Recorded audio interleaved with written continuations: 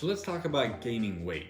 So building off of the last topic about finding an energy balance, we're going to take that same equation and we're going to use that to create a foundation for trying to gain weight. Now, people that are trying to gain weight are in one of two categories. Either people that are trying to gain a lot of muscle or people that are still growing and developing and trying to put on more mass in general. The same factor applies to both. Now, in general, when we're looking at weight, we're going to talk more about muscle because that's something we can control, because the bone and tissue and growth and development that comes from being an adolescent and growing up and going through puberty is going to happen. But when we talk about gaining weight in terms of muscle, we need three things. We need to have a stimulus, so we need to have a reason to put on the muscle, which means we need to be strength training or doing something that's going to cause our body to say, hey, we should put on some muscle. We need to have the fuel, so we need to have the raw materials that our body will use to build and add more muscle on. And remember, this is the carbohydrates and proteins that form the amino acids that form the building blocks of muscle. And then we need to be able to have recovery, so a time for all that stuff to happen. Now, in general, people that struggle to gain weight almost always overestimate how much they eat and underestimate how much they move. Now, I know that's probably not what you want to hear, but it is a very simple equation. The issue is if you struggle to do it, there's something where you're not creating a system and a plan to be able to do that effectively. So the first thing we need to understand is our general needs for maintaining calories. When we're doing training and building in more things, we need to be able to compensate for that. So to put a general thing, let's say you're a 150-pound person that's trying to gain weight, and you want to look at the fact that 150 in a very pretty active lifestyle is going to be about 1,800 to 2,000 calories to maintain that weight. Then on top of that, you have to understand that if I'm training hard for 1 to 2 hours a day, that's going to be upwards of 250 to 500 calories for each of those. To stay safe, we're going to say that's 500 calories for every hour of training on top of that. That's extra calories I have to account for. So the same person that's on that 14, it's a young 150-pound developing person, they're at 1,800 calories just to maintain on a daily basis. But if they go and they train hard 2 hours every day, on those training days, they need to be at 2,800 calories to maintain.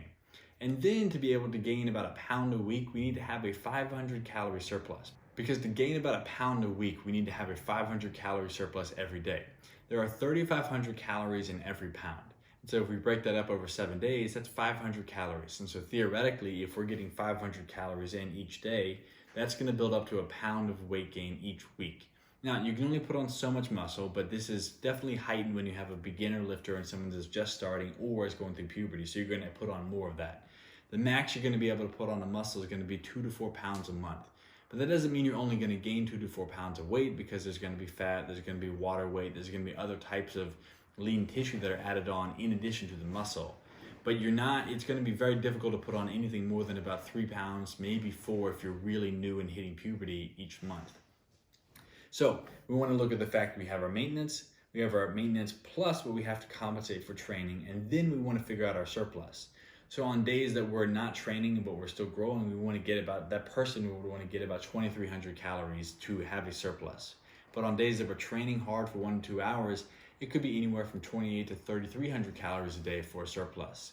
And the most important thing we have to think about is it needs to be consistent, because it's very metabolically expensive to add weight to our bodies. And so if we just kind of do things on one-off means, our body's not going to say, yeah, let's go spend all this energy. It's going to say, oh, okay, we're just going to see if that happens again. So consistency is the most important part.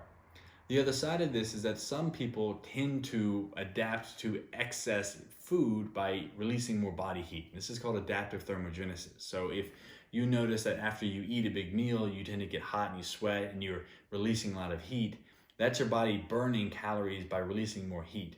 And in the same way, people also regulate by fidgeting and moving around a little bit more. So even in this context of trying to get a 500 calorie surplus in each day, we also have to understand that our bodies may fight against us and burn off some of that calorie.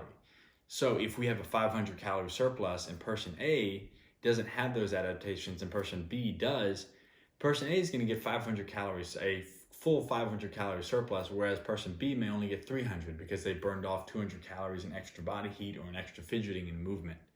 None of that stuff makes it impossible, because it all works. It just means that you need to be consistent and be focused as you go through it. Doesn't mean you're broken. It doesn't mean something's wrong with you. It just means you have to be able to be in this for the long run. So if you're trying to gain weight, The best thing you can do is understand your numbers and have a plan for when you're going to eat. Good, because if you skip meals and you're not getting breakfast, or you're missing lunch, or you're sporadic with your eating, or you eat a lot one day but not the next day, you will not get to that goal. So focus first and foremost on being consistent with your meat eating and consistent with your calories, and making that happen over time for your body to gain weight and then hold on to that weight. Because it takes time, upwards of 3 to 6 months, to establish a new set point. And if we don't do that, that's where we're not going to see the growth we want from an overall maintenance of that weight gain.